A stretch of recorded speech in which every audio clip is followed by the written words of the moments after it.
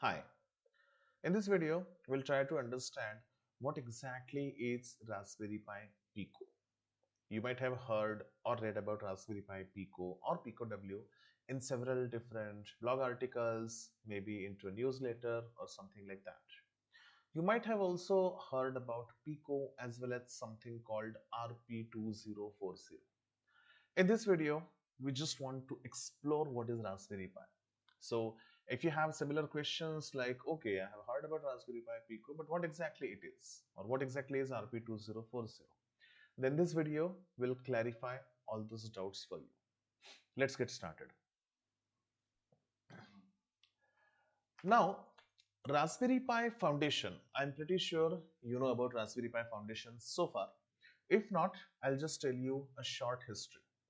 So Raspberry Pi Foundation is a UK-based foundation, which is a non-profit organization which developed the world's first cheapest complete computer system called Raspberry Pi.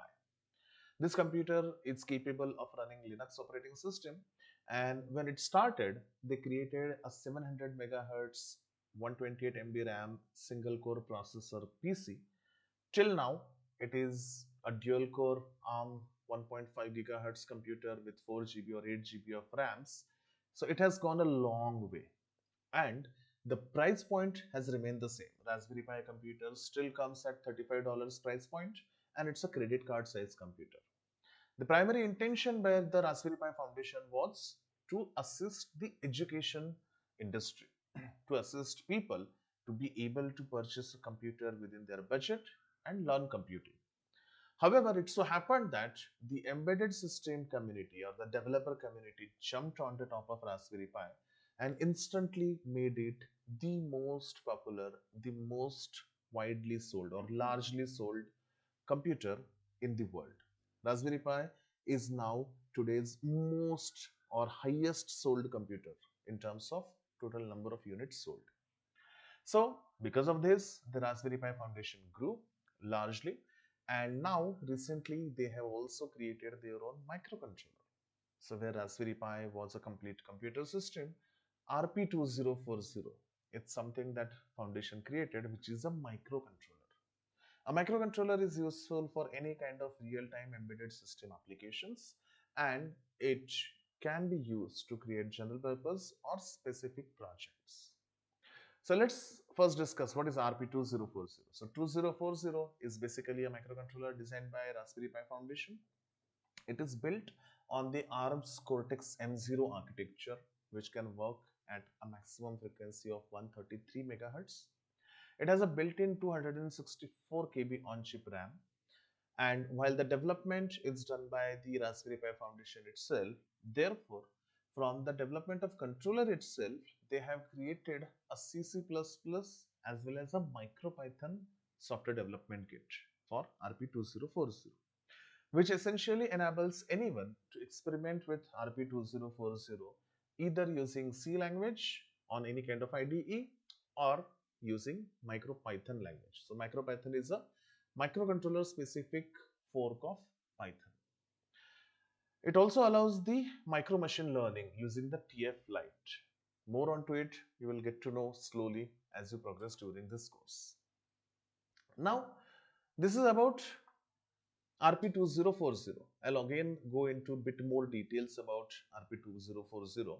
But before that, let's try to understand what is then Pico and what is Pico W.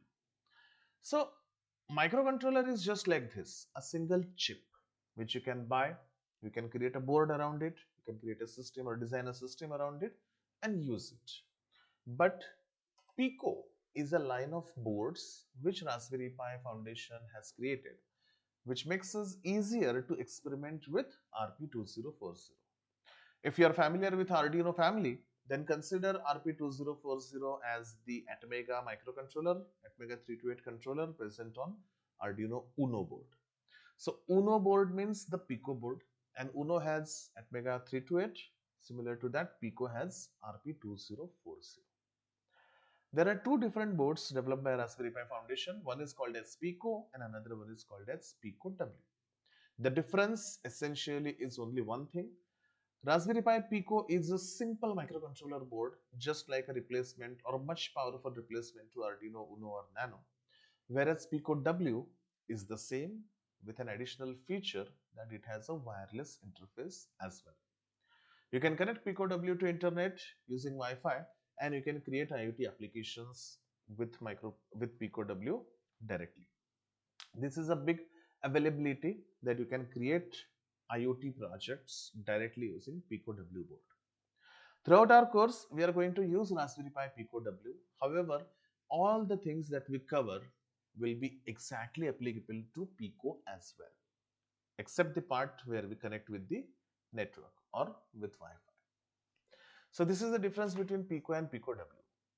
More details if you want to go into Raspberry Pi's microcontroller RP2040, then these are some of the additional details. As said, it has got a 264 KB on-chip RAM. Then there is a 2.4 GHz 802.11n, which is nothing but a Wi-Fi standard wireless LAN.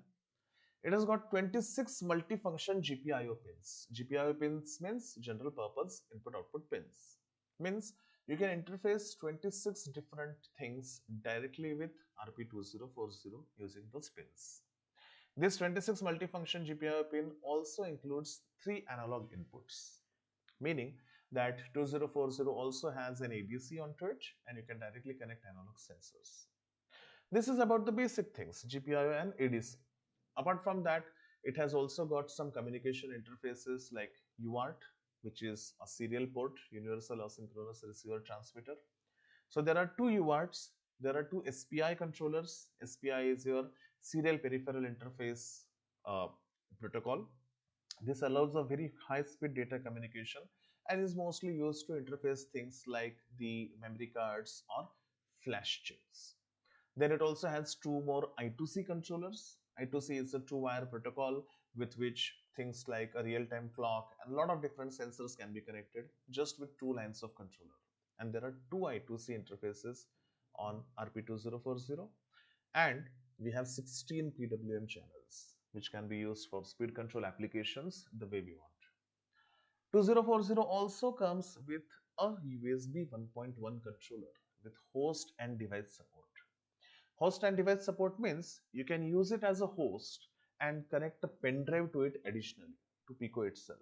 Oh, sorry, to RP2040 itself.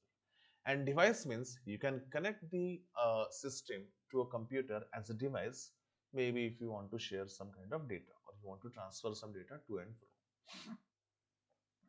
The supported input power. Now this is not for 2040, okay? 2040 works purely on 3.3 volt. The supported input power mentioned here on is for the Pico board, 1.8 to 5.5 volt. It has got an accurate on-chip clock, temperature sensor, as well as accelerator, integer, and floating point libraries which are present on chip. Combine this with the RP2040, combine this with the Pico board itself, the whole package is a very nice experimentation and fun device that you have at your disposal. You can not only simply experiment with it, but using this device, you can also create any end application directly. This is the pinout of RP2040. You will find it on multiple places, but I would say go to the raspberrypi.com website and you will find it from there. When we do any kind of experiments like this, we usually take a printout of the pinout and keep it in front of us. I'm going to do that while I create this course as well, and I would request you also, if you can do that, better. If you have it always in front of your eyes, then it's very easy to identify, say pin number 4 is GPIO 2 or pin number 22 is GPIO 17. If you count all the GPIOs which are listed here, you will find that there are 26 pins which can be used, and each pin may have a different purpose. For example, pin number 29 is only GP22, but pin number 7 is UART pin, I2C pin, SPI pin, as well as general purpose pin. Through programming, you can decide the nature, what exactly the pin will do, and you will understand that thoroughly when we study the Pico board in detail. This is the pinout of Raspberry Pi. It comes with a micro USB connector. And these are some of the important links where you can download the documentation of Pico. Hope this gives you a nice boost to your understanding with the Pico board and RP2040 overall. For more information, you can always go on to these links and download the documentation, official documentation. The official documentation, it's so simple that you can also treat it like a book instead of a data sheet.